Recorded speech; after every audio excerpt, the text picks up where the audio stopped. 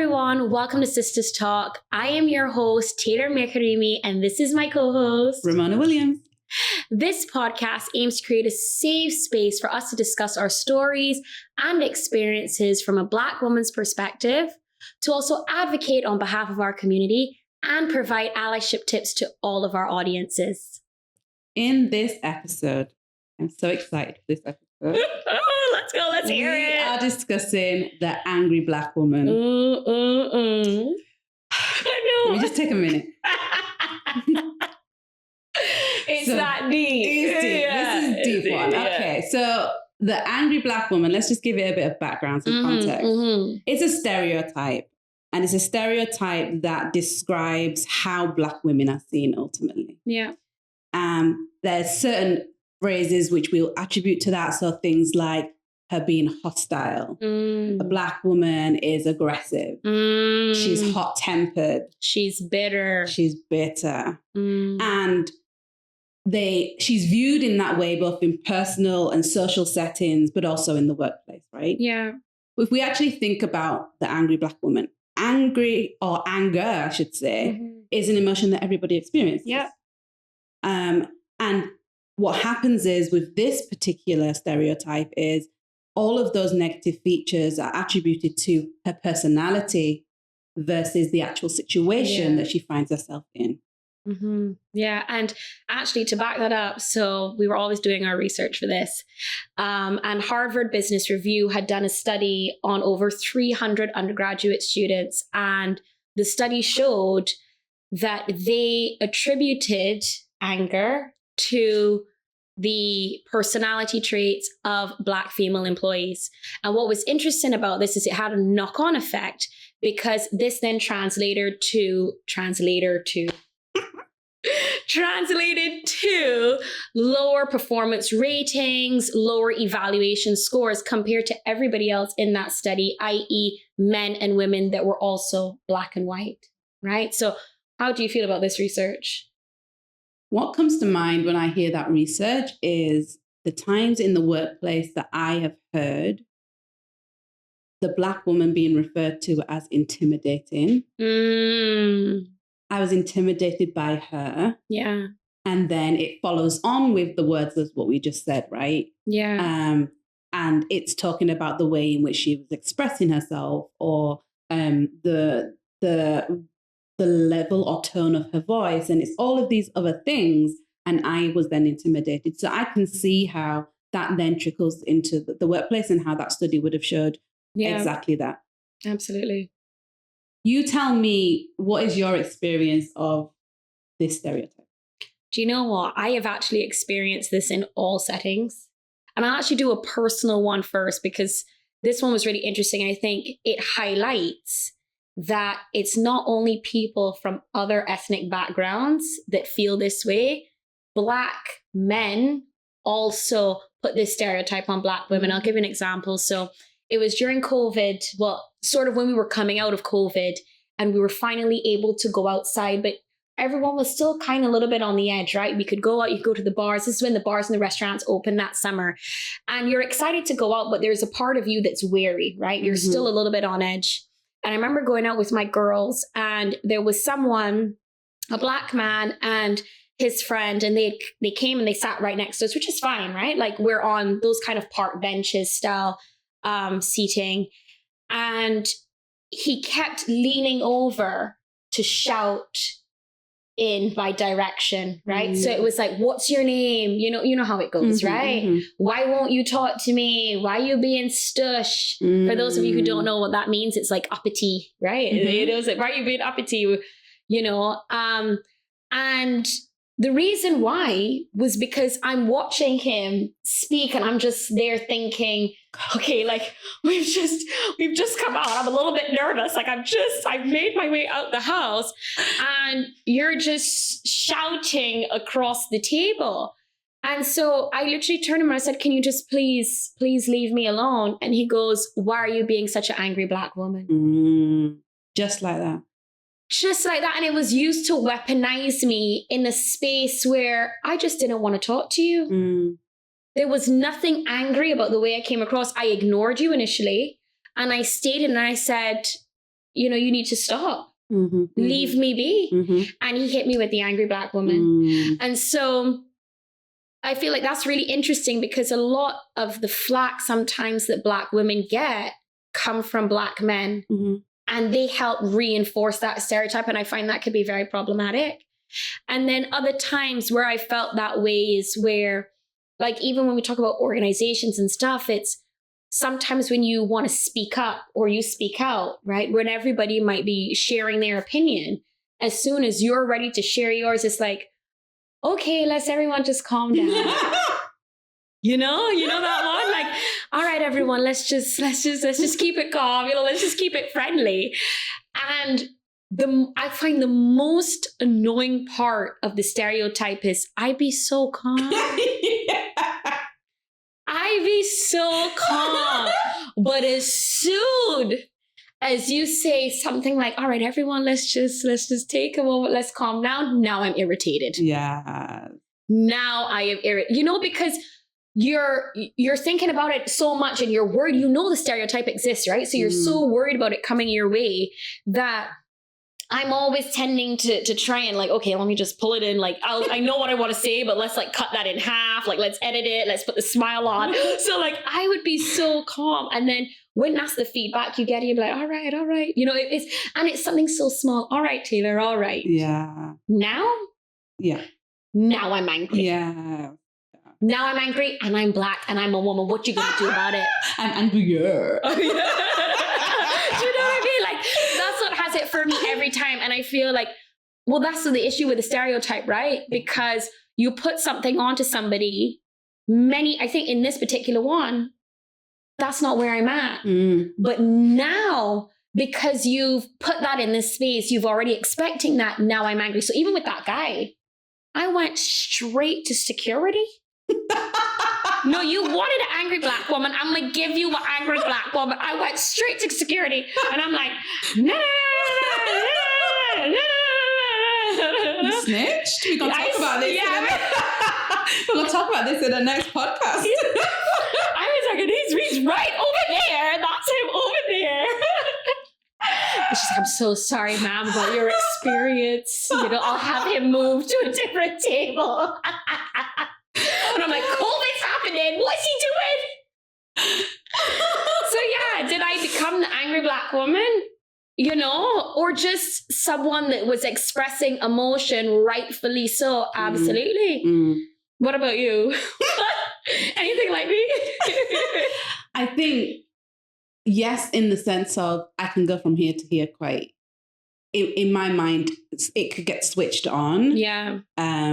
But I'm going to say, I feel like it's triggered, right? Like I can get triggered. And so I'll talk about in the workplace, one of the things that really irritates me is when you hired me, I'm very passionate. I'm very expressive. I know. Right?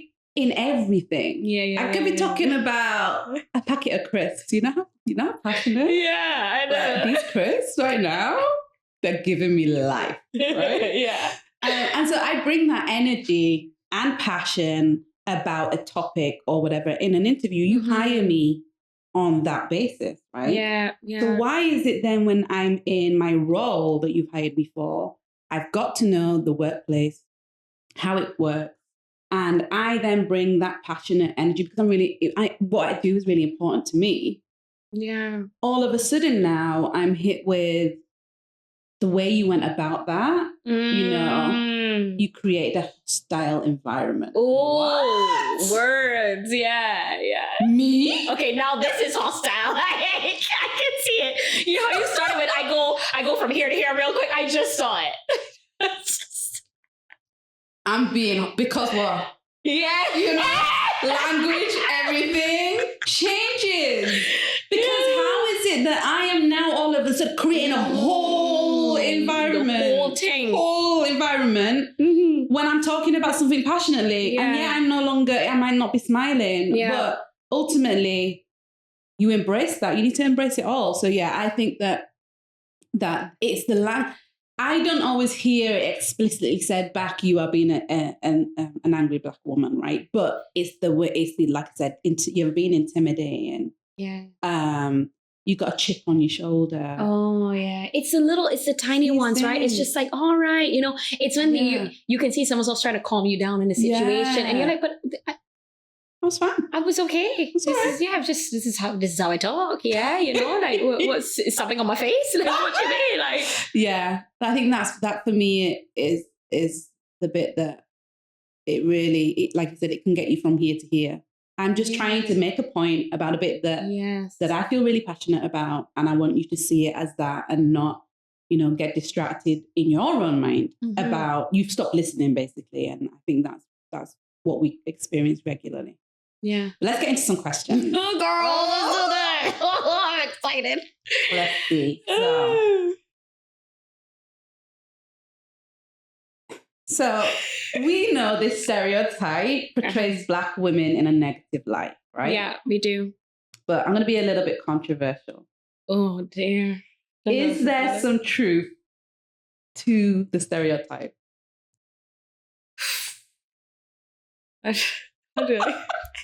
Okay, let me just lay a foundation. Okay, let's lay a little bit of a foundation here. We all have different cultures, right? And I'm Caribbean, you're Caribbean, and Caribbean people are generally very loud.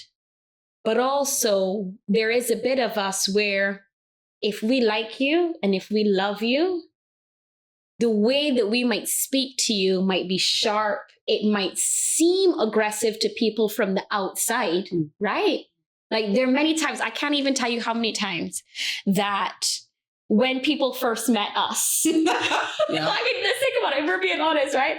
How many times have people met us and you and I are, having our row, and they're kind of just looking around like, what's going on? Like it's happened to us so many times where even people have said, I didn't even know that y'all got along. And they've been genuine. Like they've been absolutely genuine about it. I did not even know. So y'all work together well? Like what is, because the way we speak to each other, it's that level of comfort, right? I don't need to make everything soft and comfortable for the way I say things to you, right? And vice versa. We can just say it like it is. Ramona, I don't like it. Yeah. I don't like how it looks.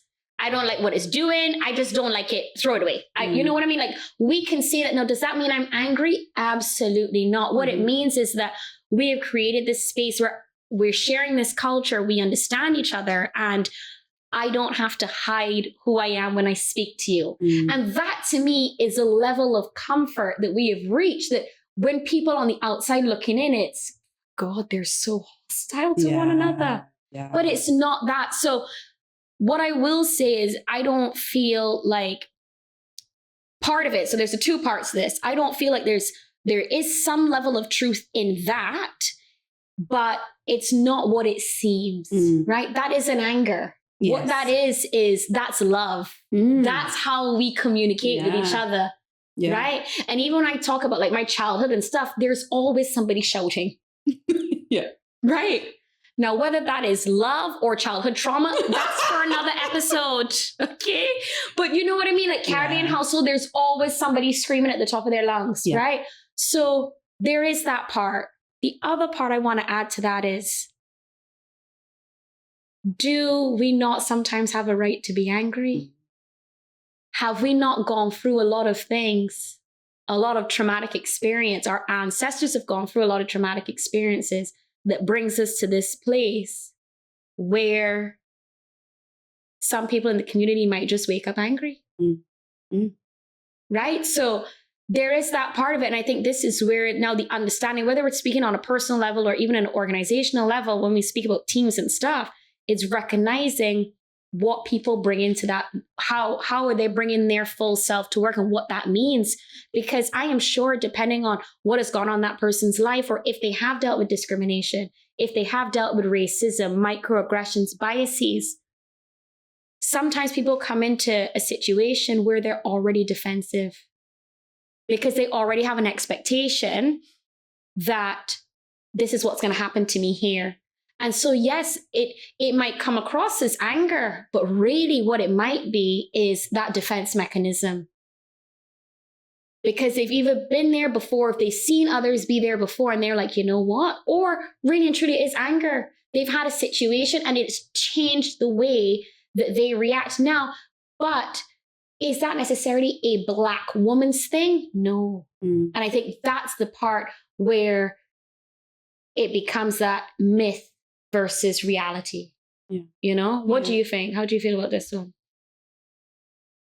I think there's some truth in it.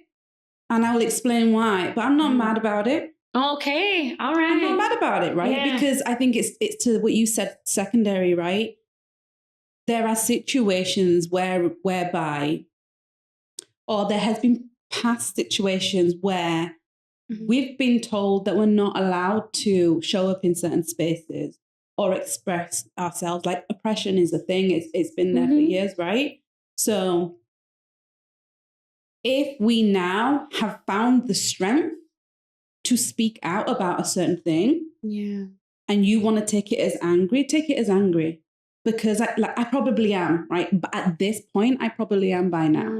I'm not saying that is in all the situations, and there's plenty of times when the reaction is unjustified because you've put me in that box straight away. Yeah. But a lot of the times, you know, we are probably speaking out about something where we have been ill-treated.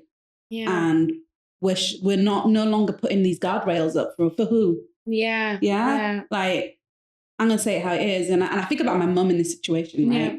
My mum, like,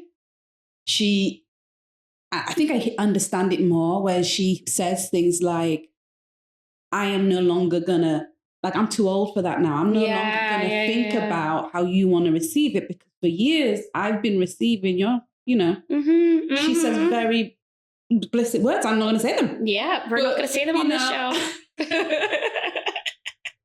But she does. She says that because it's years of being in a workspace where you couldn't necessarily speak how you wanted to, being in relationships potentially where you couldn't necessarily speak, or you're being undermined, or your voice is not as loud as someone else's, or being heard or seen in the same way, right? And so now she's got less patience.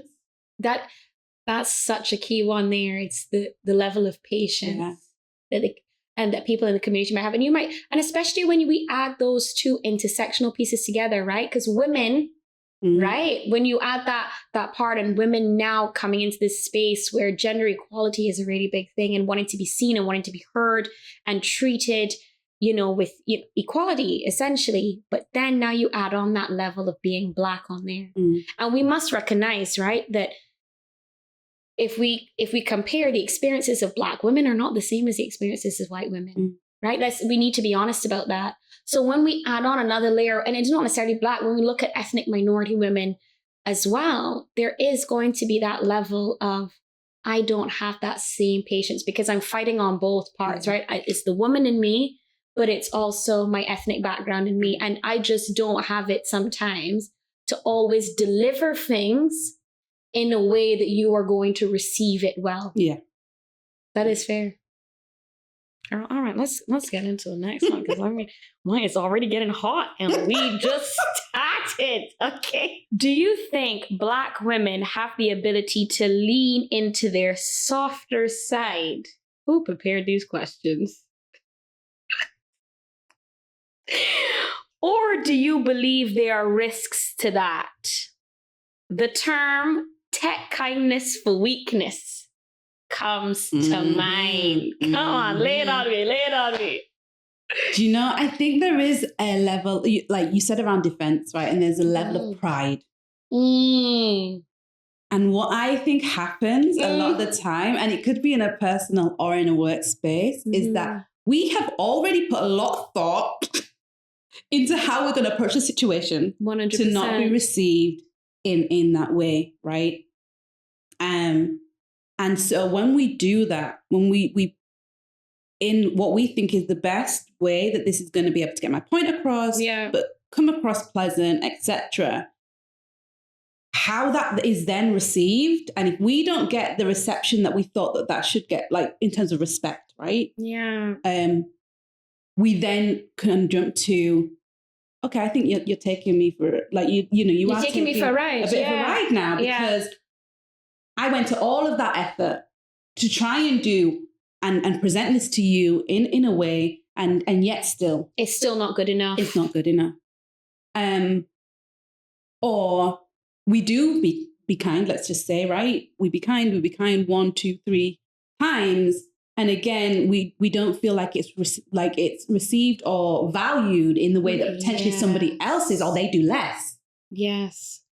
So now you see me as kind, but now you also see me as a bit of a walkover. So I now need to switch my energy. Now I need to bring it here. Yeah. Yeah. And I think that is, what happens now. Leaning into your softer side. I don't think it's necessarily like everybody has different emotions that they play, right? And I think what the person on the other end needs to think about is actually if what was being said and what was being done by somebody else, let's just say a white woman in this, would you react in the same way? Yeah. I think that we need to start flipping this around, because the onus is always on, I need to change what I'm doing. I need to think about how this is received, what image I'm displaying and all of that. But actually, no, you need to pay attention and ask the question, why? Why? Yeah. And I don't think that always happens. That being said, so many angles going on here. It is. It's complex. It's a very complex you got to think topic. about the different situations, right? Do I think sometimes I've jumped to here and didn't need to, or whatever else?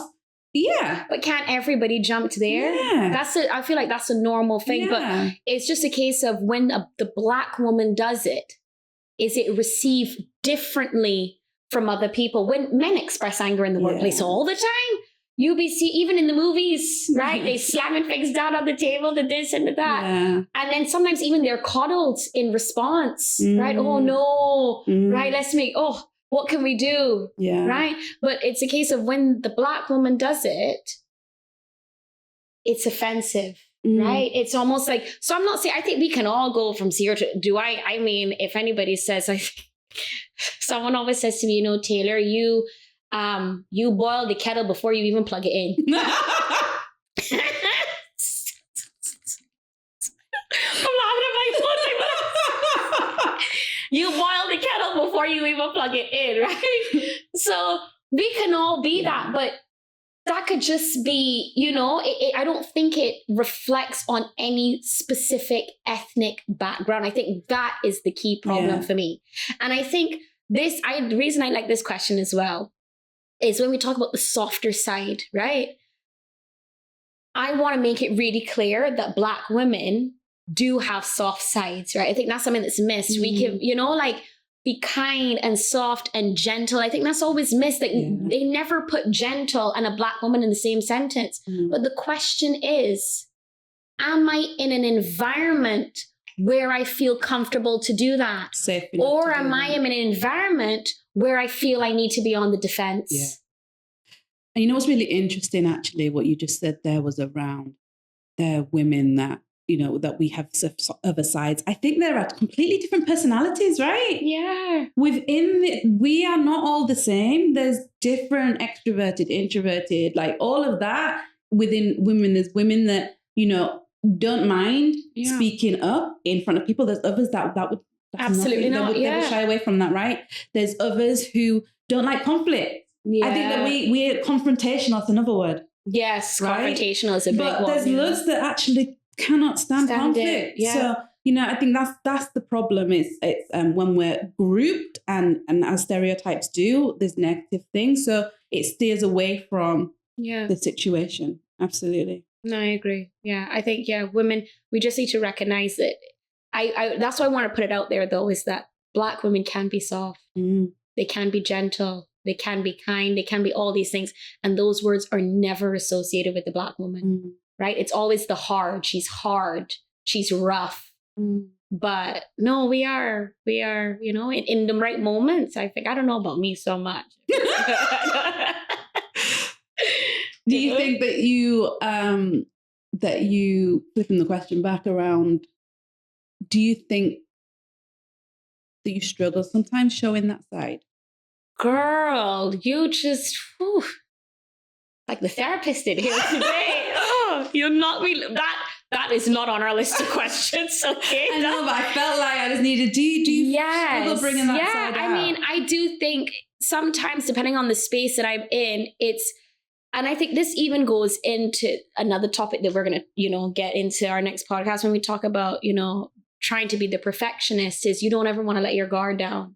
And I think sometimes Black women are always scared to let that guard down and let people in, right? Because you spend all this time like building this sort of wall around you so that you're always protected, so that when anything comes, the microaggression or the bias or, just these small innuendos that happen in these different spaces that you don't even actually have a term for, right? All these different little things that, or just even if it's feeling, pick up on something. Right? When you just pick up on that feeling, when you're like, something's just not right, you spend all this time putting up all of these barriers that when it then comes into trying to tap into that softer side, it can be very difficult. Mm-hmm. So you're then waiting until you're around these people that you form really close bonds with to let that part go. Yeah. And otherwise they just don't see it. Even when we look at us, I think we are the perfect example. I've seen you in vulnerable times. You've seen me in vulnerable times, but outward facing, we are not vulnerable people. I would not describe us like that, but we've seen it because we have created that environment where we feel comfortable to do that. But on the outside, I don't think anyone would ever look at the two of us and feel like these are vulnerable, like they can be vulnerable women. Yeah. And that's not to say that we don't have vulnerabilities, right? Absolutely. It's not to say that is, it's just, again, like you said, it's a safe environment to be able to show that and feel like it won't have negative repercussions. Yeah. Right? It's the always forward thinking of how is this going to impact me in the long run? What do I do with that? How will people see me? How will it change in the workplace? We're going to go for another. Okay. You're never going to look at you with these. We ready? I'm ready. Okay. Let's just say for a minute that we're not necessarily angry. Okay. Right? But we're just comfortable expressing anger as an emotion. Okay. We're just really comfortable with it, right? Okay. And within the community, we talked about the Black community, there's a level of acceptance in terms of how we display this anger. So we already touched on some of this, right? Yeah. Would you say that as a community, operating in a different space, whether it be the workplace, that we maybe need to navigate that in some way? We need to think about our setting and whether or not it's the right environment to, does this go both ways? I mean, yeah. No, and I will explain why, right? When we talk about, there will always be a certain set of people that may feel very comfortable in any space to express themselves the way that they want. But I think the majority of ethnic minority people are consistently concerned about how they come across. That's what I think when we look at employment statistics, right? Ethnic minorities on average have higher employment rates, right? Whether they're from Asian backgrounds or Black backgrounds in the United Kingdom, right? And that is something you can go and look at the census and find. So there's always this concern, like, am I showing up in the right way? And I'm saying for the majority, right? For the majority, it's always, I've got to keep a job. I've got a family to support. I might be the only one from my ethnic group in this space. And so even when I think about myself, I am always looking at the way that I approach things. And then even when it's not taken the way that I intended, I'm like, what did I do wrong? So I am not saying that they aren't a few that might be saying, okay, well, this is my culture and I'm going to bring that to work and I'm just going to be who I am. I'm not saying that isn't the case, but I think that I am always in the back of my mind considering, how am I being received right now? How am I being received right now? How is this coming across? Is it too Black? Is it too Caribbean? Is it too angry? And that's constantly in the back of my mind. So a lot of times, I'm having that conversation with myself. I'm always talking about my shower conversations. Y'all, I love a good shower chat with me. There's no one else there. It's just myself. But I'm always having these conversations with myself before the actual conversation, because I'm trying to think of every possible way it could be taken the wrong way. So, you know, I don't want to put that on the community. We don't need another thing to put on the community again. Yeah. I think for the most part, everybody, you know, from ethnic minority backgrounds is always thinking about that, you know, especially when we talk about the intersection between social mobility and ethnicity. You know, these might be people that have the first ones that have gone to university, right? The first ones that are, I remember when I got into, you know, even my current role, my mom told the entire island. Yeah. Right. So there's so much that goes into when you get to that space. I don't see many people taking it for granted. And I think for the most part, a lot of us leave that part of ourselves at home to be what we need to be in the workplace. So would you say then that this is about not just in the workplace, but other people surrounding themselves in situations where they can see how we operate as a community? It would need to be that, right? Like we talked about that example when other people saw me and you. But at the end of the day, that should not be taken and then used against me. Our interaction as two people from the same or similar backgrounds and how we communicate shouldn't then be looked at as like, gosh, these women are so angry. Because did I communicate that way with you? No. You've watched this interaction. I think that's the part of where it's like, this is a perception. You might be seeing this in certain places, but is that the way that I specifically communicated with you? And if not, then you are putting that on me. You are putting that stereotype on me. And it's almost as though no matter what I do, it would never be good enough. Even no matter how soft I say it, you will still think, you know? And that actually leads me into my next. I don't even need to look at this. How do you feel then about when we look at, you know, the news and the movies and the entertainment, right? Even the music, where Black women always seem to be placed in this angry Black woman rhetoric. How do you feel that not just impacts us as a community, but also then impacts how other people see us? You know, I struggle with this one. And I struggle, I'll tell you why, right? If I think about TV series or things like that, I find some of the most humor in the episodes or where we have an angry Black woman. Yeah, it's funny. Right? Because it's relatable. It's relatable. So like, you know, so my mind goes to Power, the Power series. Yeah. And Cookie. I love me some Cookie. I love her. That is kind of you, isn't it? Yeah. I mean, that is kind of you. Yeah, that is you. Like her wardrobe is on point. She always got a coat. She always got a coat. Yeah. Right. And she little bit, right? But she got big presence, right? Very, yeah. So does she play a stereotypical role in some respects? Yeah.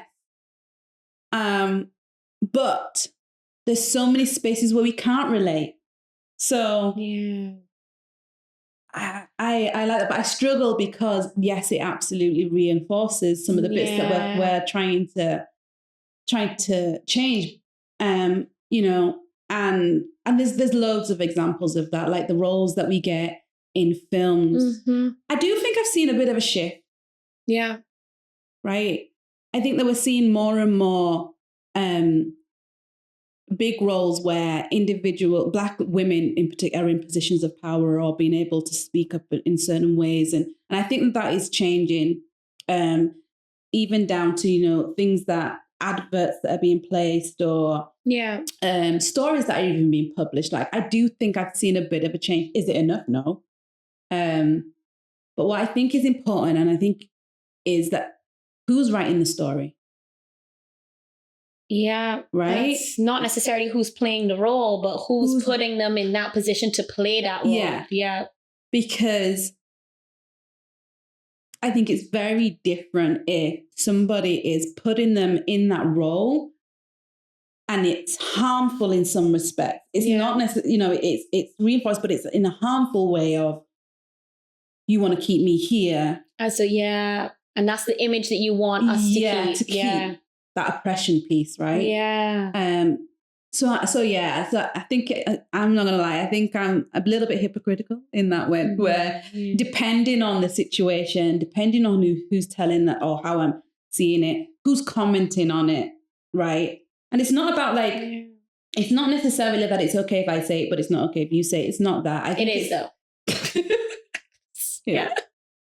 Kind of. I can call you a name, but no one else can call you a name. Yeah, right? it's true. But it is a little bit of, if you have an understanding behind it and you're coming from a place of education, or you're coming from a place of it's not harmful, you're not trying to do that, then there's difference. But it's a hard one. I think this is a very tricky one. You tell me, like, what do you see? It kind of goes back to us saying that there are many different sides to a person. I think there's nothing wrong with displaying that aspect as long as all other aspects are also shown, right? That is what's missing.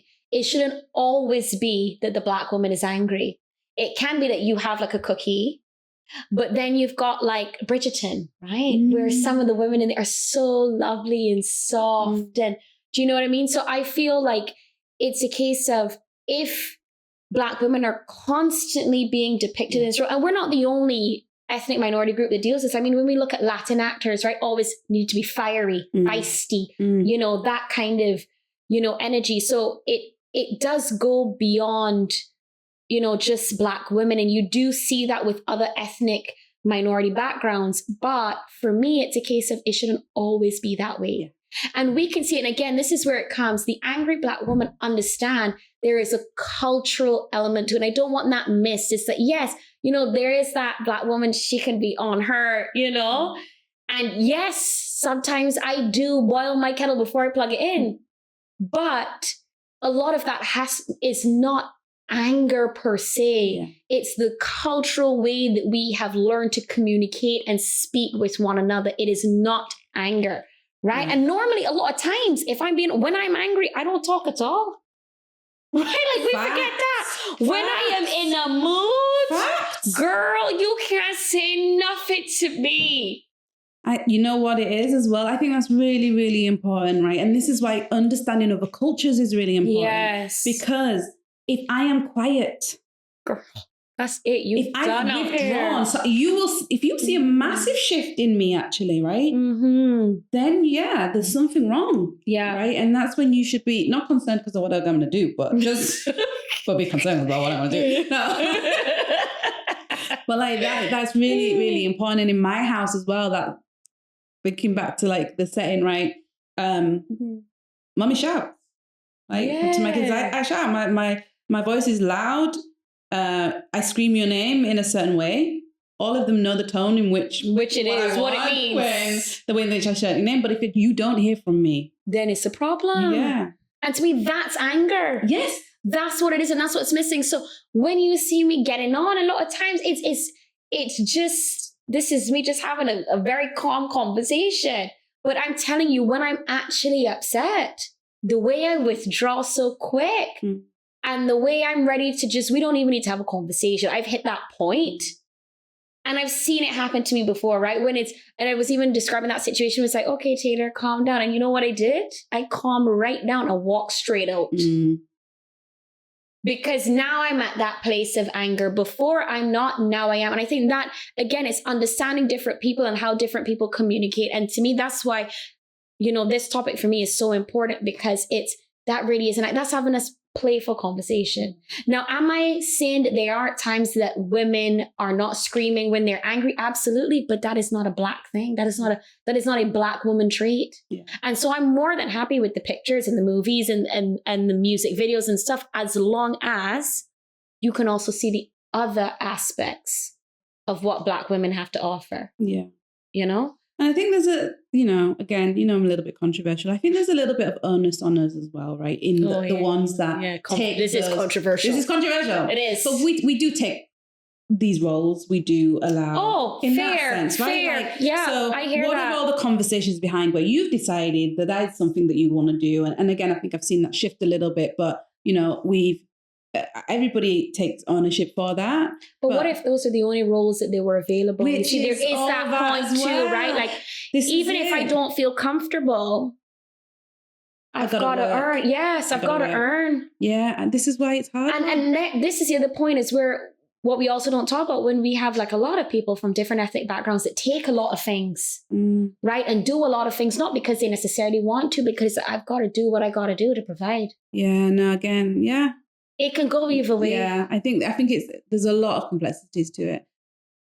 One thing that I think is really interesting, though, is when you talked about someone looking in at our conversation, how they received that. Mm-hmm. I can look in at a situation which looks really heated, and I'm not necessarily taking away that there's hostility there. I'm actually trying to unpick what's the problem, and that's what I think. There's a way in which we should all be doing that. Yeah. I can see whether it be our cultural background, other cultural backgrounds, etc. You're looking to see, whereas you feel like in this situation, it's just an automatic judgment. Yeah. They're mad. Here we go again. Yeah. There she is. There she is. Now, we're not going to use the explicits to the purpose of this, but we call this RBF. And it refers to resting B face. Yeah, B. Let's just put that in there. Is it real? And how do we feel about it? I'm actually mad you get to ask this question first because I love this question. So, is it real? And how do we feel about it? You know what? You go. Really? You go. No, stop. Yeah. You go. Rest in B face. Girl, I can't tell you the amount of times I'd be in the club and somebody be like, why you so mad? Smile, nah?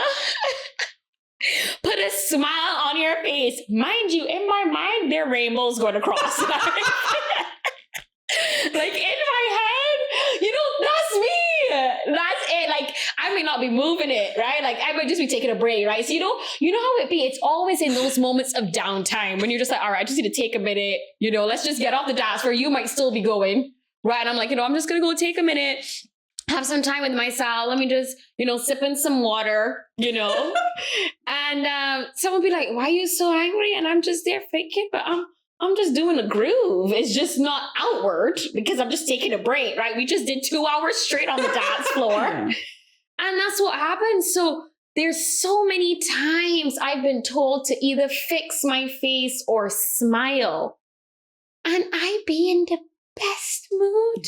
And now when you've told me to smile, now I've got RBF. Now I can't smile. No, I can't. Now I have an issue. I'm going to let you say it. Let's do the example from the festival. We got to do the festival example. My face is already going. Go on. I don't think I can laugh yet. I don't think we're there yet where I can laugh about this. So we go to a reggae festival and thousands of people, right? Thousands of people there. And we have, there's about 6 of us, let's just say, and we have everything, kitchen sink, chair, bum bag, raincoat, everything. And all we're trying to do is work our way to the perfect spot that we are now not going to move from again because we've got too much baggage. We just want to enjoy ourselves. And we walk to the space and everyone's setting up and lining up their chairs and pitching. And in my mind, I'm concentrating. I'll tell you why. Yeah. Right? I pay my good money. Yes. I want to make sure that I'm set up right. I can see the stage. I'm comfortable. I can socialize if I want to socialize with my people then. I can get up and dance if I want to dance. I can go to the bar up there. I'm thinking about all these things. And I have my face neutral. It's neutral. It's a neutral expression. Yes. While I be doing me, I'm minding my own business. Yes. Now this woman and her friend been there I don't know how long they've been there. They've got their space. They've done their thing. They're enjoying themselves. And we ain't even pitched up properly. Chairs ain't even fleshed out yet. Right? Yeah. And she gonna ask me why I'm not smiling. Yeah. You should smile, she said. Yeah. Well, that's... You're right. You're right. And then my instant reaction is, now I don't want to, like, why is that something that you need to tell me to do? And the thing is, you're so happy. Like, that's the thing. And you're in such a good mood. And then when something like that happens, it really tears you down because you're like, well, I thought my face, I thought it was given joy. My makeup is on point. Like, I have drawn on these eyebrows for 10 minutes. So to then have that as the reaction, it really puts it down. And I just don't. I don't know if it's, and again, I don't know if it's cultural, if again, we've grown up with just, what a neutral facial expression looks like. I don't know what it is, but I be so calm in the best mood. Yeah. And then it's like, why are you not smiling, friend? And then she's telling everybody else in my party that I need to smile. And the thing is that then it took me a while, right? Because I didn't want to react as the angry black woman. But I am not happy right now. Yeah. So, and it took me a while to get back in a place. But honestly, I was on the verge of telling us all we have to move. That's it. That's it. Party's done. Let's go back home. Fold up the chairs. We're gone. The whole weekend. That's it. Now I gotta go. Because I don't, and I think that's really interesting. Like we just got here and you feel so comfortable that you can dictate to me what I should do in that moment because you want to see me in a certain way. I'm not bothered what you're doing. That's clownery. Yeah, you enjoying yourself, you and your friend.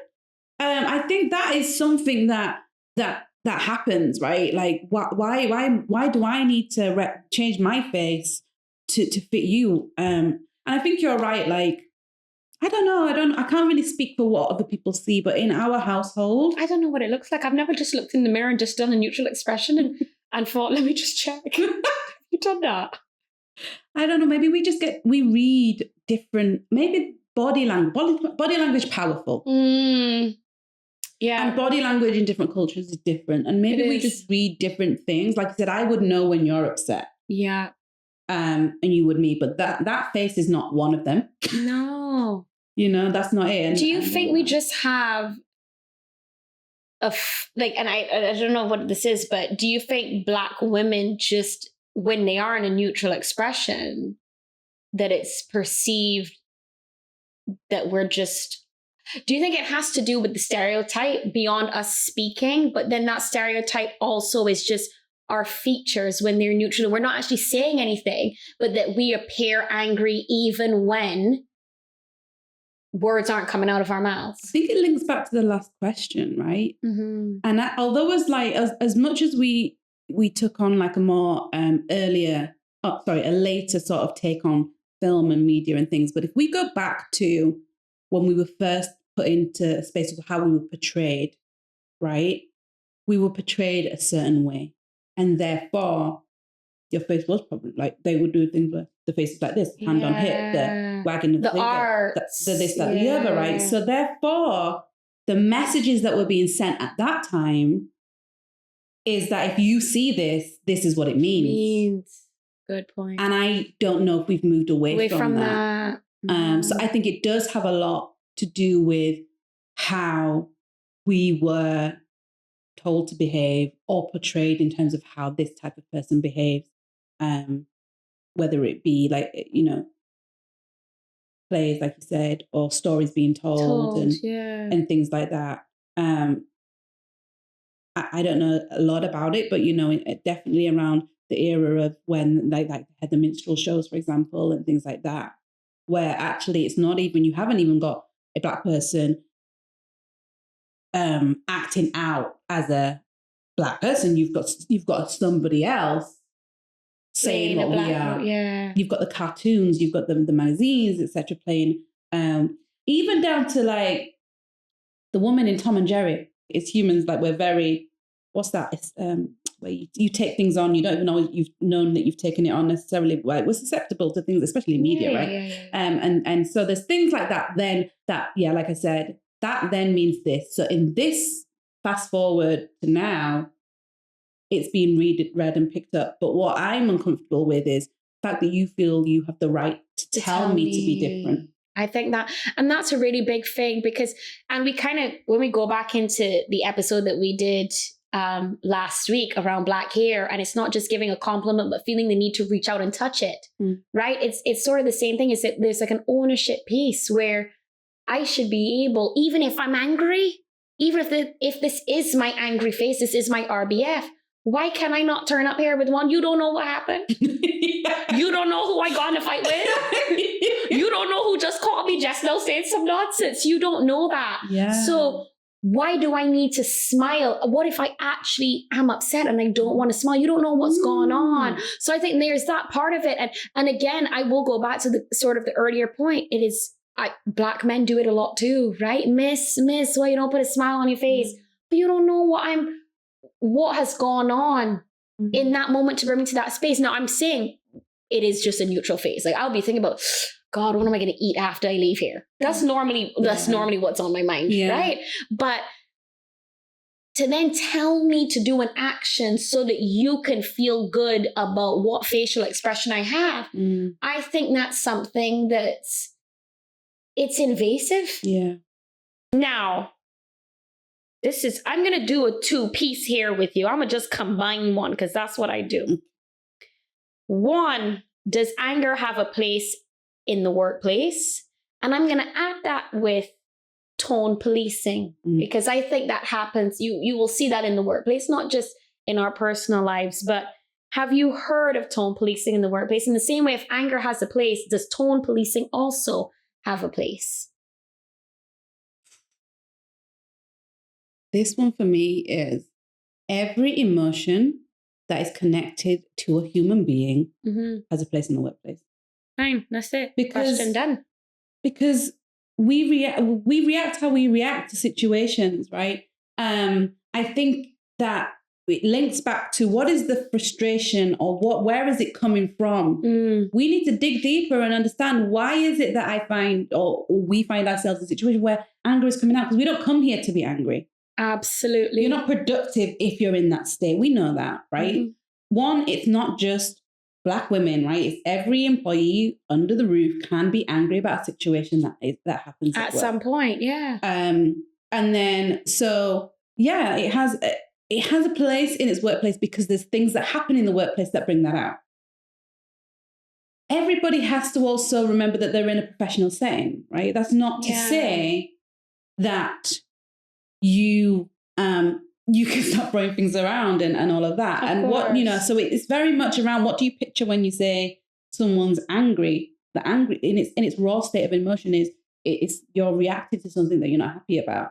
There's then the behavior that you have attached to that, yeah. And certain behaviors are not acceptable in the workplace for anybody. Yeah, absolutely. Tone policing. For those that might not know what it is, you want to just go on. No, you go. Okay. Yes, girl, go on. Before we answer this, right? Tone policing occurs when you refuse to listen to what somebody has to say because you don't like how they said it. Yeah, go on. And when you police somebody's tone, you are reprimanding them. Yeah. Right? You're sending a message that you believe you are entitled to tell them how to speak. And therefore you imply a power dynamic in the situation. Yeah. So has this happened to you in the past? Well, it was kind of like the example I used in the beginning, like, all right, everybody, let's just calm down, right? Like, it can be very subtle. It can be very subtle. I don't think I've ever experienced in my work life somebody telling me, you might need to say things in a different way. In my personal life, absolutely, right? Like I've had, Taylor, maybe you need to, and I always would be like, what's really interesting about it is, but I've always taught the exact same way. You've never heard me speak in a different way. And as we've already established, I said, when I'm angry, I tend to withdraw. Now, what ends up happening though, and I will say this, there are times where I might withdraw and someone is just poking it and they poking it. And if you poke me, sometimes what comes out is way more aggressive than what is intended. And that's because sometimes I just need to sit on it. I'm one of those people. Sometimes I just need to sit on it. And when I'm ready to bring it across, I'll bring it across because, and we talked about that earlier, I'm always thinking about the way that I say things because I'm very aware of this stereotype, right? So now, am I saying that tone policing doesn't have a place in the workplace? This is a very, again, with all of these things that we're kind of talking about, it's very controversial, right? Because if somebody has said something in a disrespectful way, and what I mean is, I don't even, actually, you know what? Maybe not necessarily the tone, right? Because there are levels in which we speak. So if I'm shouting, absolutely. I don't think that we should be shouting in the workplace generally. But if I said something very curt and short, for you to then say to me, oh, well, you know, maybe you should have, you know, I know you had to disagree, but could you disagree nicely? Yeah. I might be like, no. Yeah. Okay, kind regards. Yeah. You know, so I feel like, again, there's levels to this, right? So if someone is shouting, which again, this is why I keep saying, the rarity of a situation like that, like I couldn't see myself shouting at somebody in the workplace. You know, not saying that other people might not, but if I might say something that is very curt and to the point, that could happen. But the real question here is, would you tone police people that are not Black women?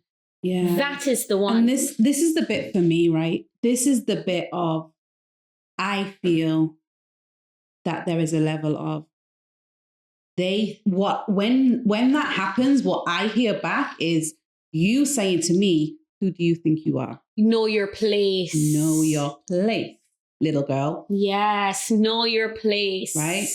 So I'm all right in this space, but to a certain extent, degree. yes. Oh, preach it. Preach it. To a certain degree. And so now we're in a tussle now. Yeah.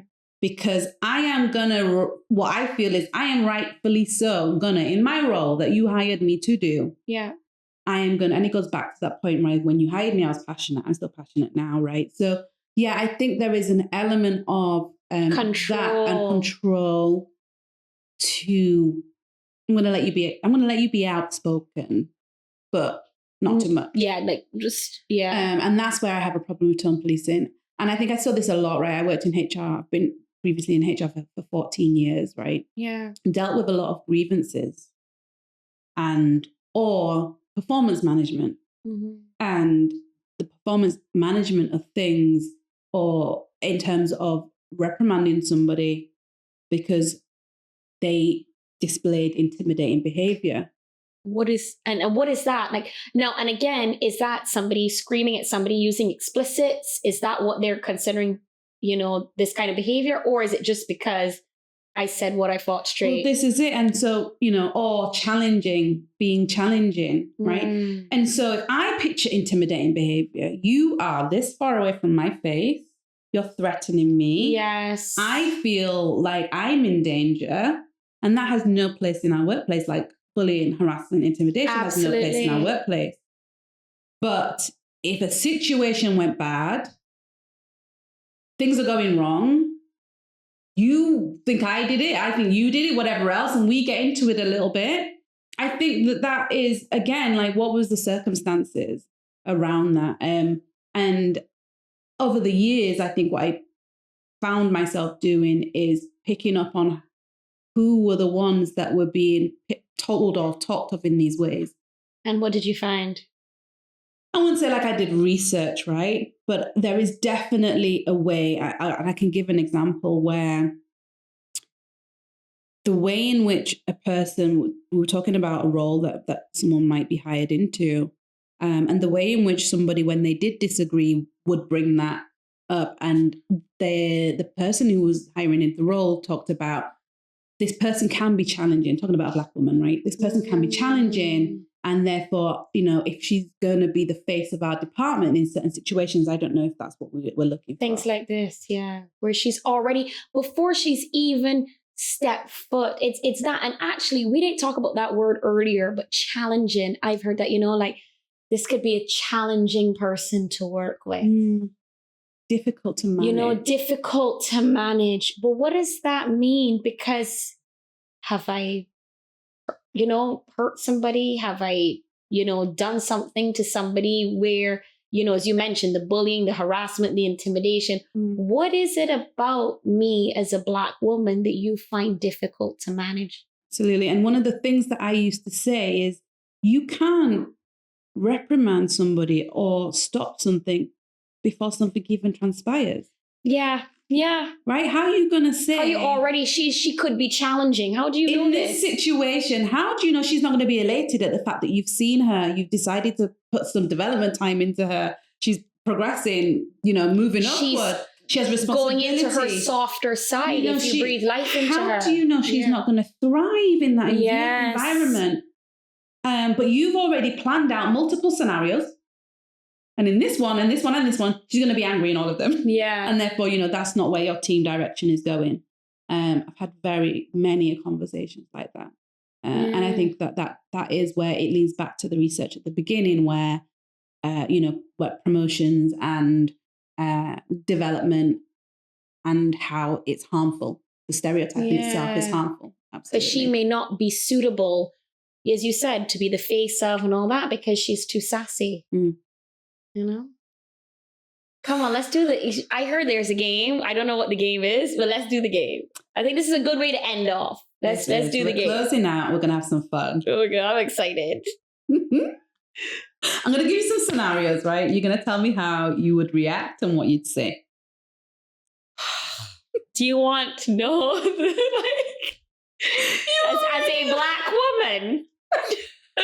Time to sell. God, I'm already, because I don't want us to now unmesh all of the work we've just done in this session.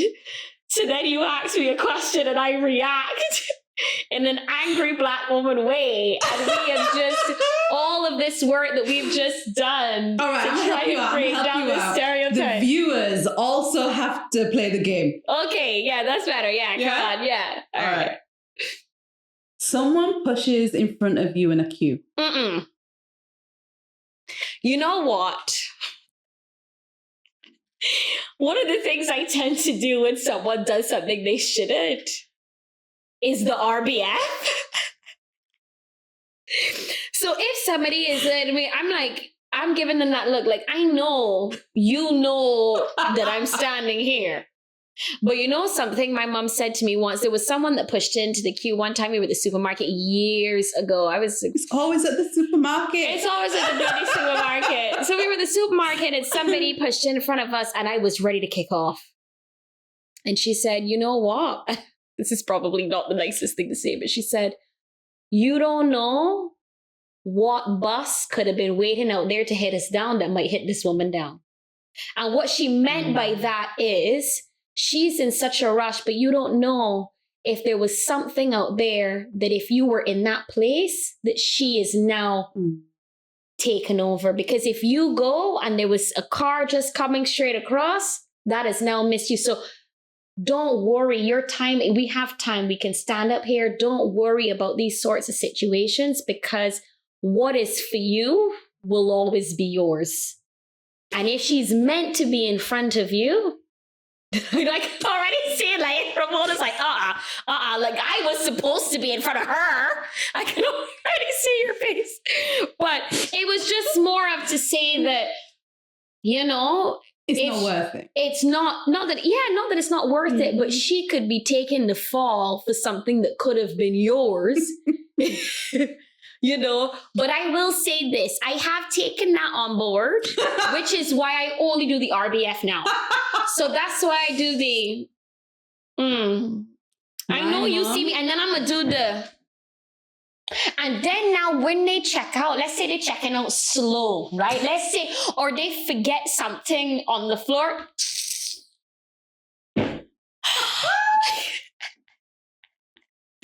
And I'm stopping the feet and I'm doing the okay, all right, okay. Okay, so your mum's lessons and my mum's lessons a little bit different. Oh, what was your lesson? It's not necessarily a lesson that she spoke of, but it was learnt. What was this? she's going to have to say something. Okay. Right. Yeah, we obviously, you see? She has to say something. And I don't mean that in the sense of like full book on, but she will have to, you said it in your mind. She would say it outwardly. Okay. You don't see me stood here. Yeah. Oh, excuse me, love. The cue is there. Yeah. You know, them ones. And I think that it is what it is, right? But yeah. Okay, next one. Next one. Someone bumps into you and you're walking and they tut. And they tut. They bump into me? I was waiting for the penny to drop. What you mean they bump into me and they vex? Yeah, no. But you know what's so funny is that I would say this, but when it actually comes to confrontation, and this was something we spoke, sometimes I really do struggle. Like I don't know, because the other problem is, one thing I will say, you could say something to the wrong person. My mom's always been big on that. Like, and then something could really escalate. And I'm always cognizant of that. Next thing you know, you say something and you end up in the hospital. You just don't know. Right? But if you bump into me, yeah, you might get an excuse. I'm sorry? What's going on here? Excuse me. You know? But again, I tend to be very expressive with the hands. I'd be like, instead of me talking, you don't see me here? Just with the hands, I feel like sometimes the expression is just enough. I'm not gonna lie in that one, because like I picture this, we're passing, right? I took back, and then we both. Now this one has got a bit of fire in her. I'm just gonna be honest about it. Yeah. Okay. Someone asks you for help because they think you're the cleaner. I think I would be so gobsmacked that I actually probably would not know how to react in that situation. That is one of those things, when they go like, oh, if there's a fire, what are you going to take from your house? And then the fire comes and you're outside and you've got nothing, right? Like, I feel that's one of those situations where I truly would not know. I might be so shocked about it and so hurt about what the implications are. That I wouldn't react until that night when I'm in my shower having that conversation myself. I think I'm going to explain this a little bit for the viewers, right? This is not about the job roles that we hold. Yes. It's how we're viewed in society in multiple settings. 100%. This question came in here and I wanted to explore it just a little bit, because this particular scenario has happened to me multiple times, right? And it's that where I am with it is, regardless of the stature, is that the word? Stature that I've built, me comparison to my peers, right, who are non-Black, let's say, right? We can be all in the same room. I could be senior in that room, but yet the view that you have of me is always that I'm here and I answer to everybody else, right? And there's multiple settings. It's not just right. It's other roles in society where they picture we should be or we are versus where they're shocked at the fact that actually no. I'll give you another scenario. When I was delivering a training session, and when you're delivering training sessions, workshop, you turn up early to prepare and set the room. And somebody walked into the room and asked me if I was going to clear the coffees and the cups ready for the next session. And it's not even like they're asking to ask first, who are you? Yes. And it's just automatic. It's that automatic assumption. Yeah. She got to be here cleaning it. Yeah. Without even asking first. So I said, well, firstly I looked around. You didn't say nothing yet. Not yet. Because first I'm looking to see if there's someone else walked in the room through the other through the other door that actually, you may have missed. I might have missed. Like there's more than one person here because I'm here. And what you failed to see was my laptop, all of my presentation notes, where I'm stood, which was behind the screen that ready to speak. You missed all of that, and you want me to get the room ready for the next session. How did you react? My reaction was, I am hosting the next session, so I also would like to know where the person is that's going to clear the table. Oh, you're quick. I'm not always been quick. Yeah. And I will give that, like, you know, there's been times when actually, like the other situation with the cleaner situation, when someone did come up to me and ask me, are you the cleaner because something could happen? My reaction was no, but I'll find you one.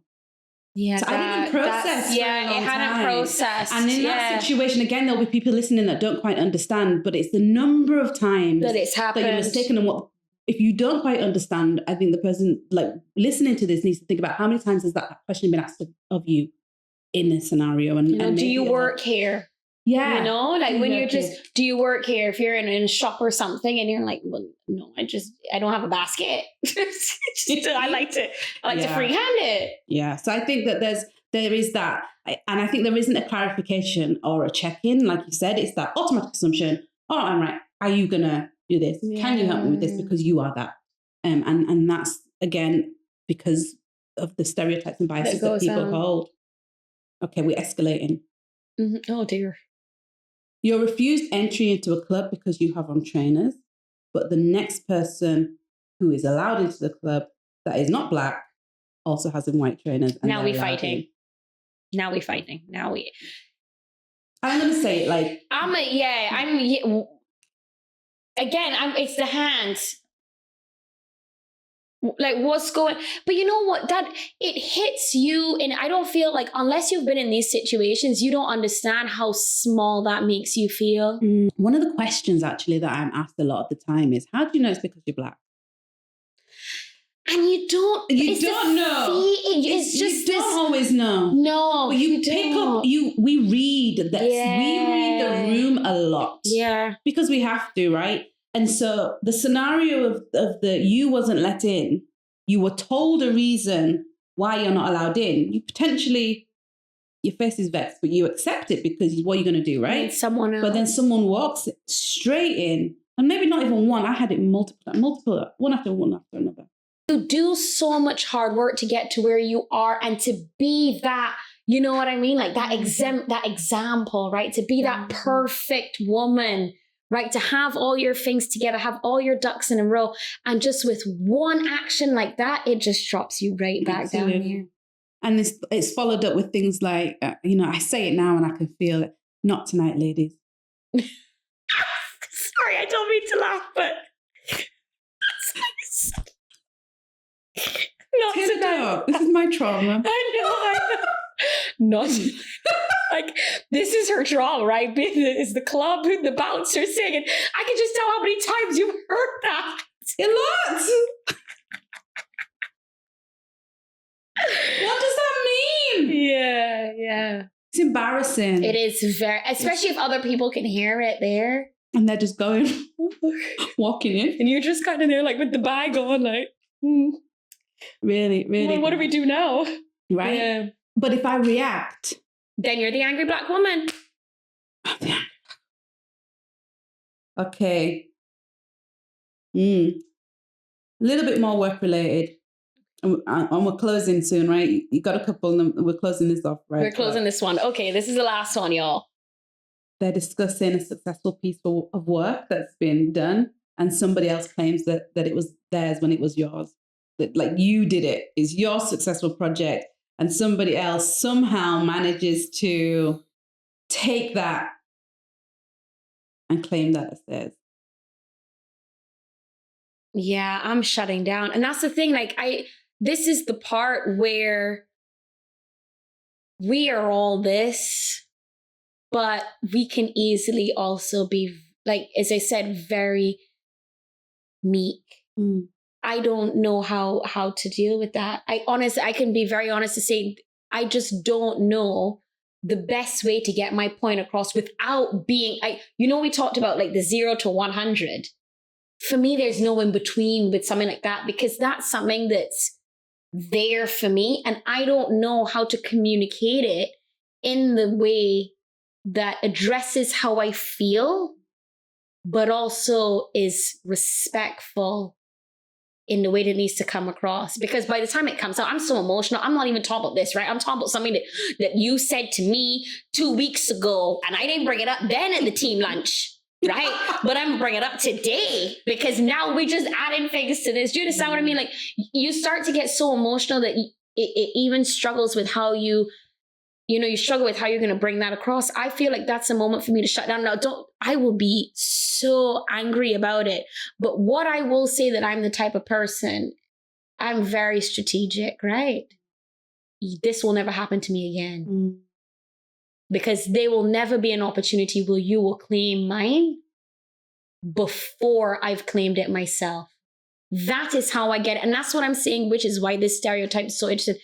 Every Black woman has a different way of going around things. Yeah. So if something like that happens to me, I'm not addressing it. But best believe you will never do that to me again. And if we ever have a time where we're working together, I will 110% claim what I have done within that piece, and whatever is left is yours. You know what I think? What comes to mind when you say that is noted. Yeah, that's it. Noted. Yeah. We don't need to address it, but best believe I will get mine. Yeah, and I think that, and I don't know if anybody would feel comfortable in that, or how to, like any woman, let's say, just a woman in general, or what, or a man, I don't know. Yeah. I don't know. It's a difficult one, but would I be angry? Absolutely. Why not? Of course. I've worked hard. It's the time to it's hard sometimes to recognize people, you don't recognize yourself, etc. And the minute that comes up, to know that it wasn't attributed to you, and that people are not, give credit where credit's due. Absolutely. Like, I hold that quite high in the workplace. So yeah.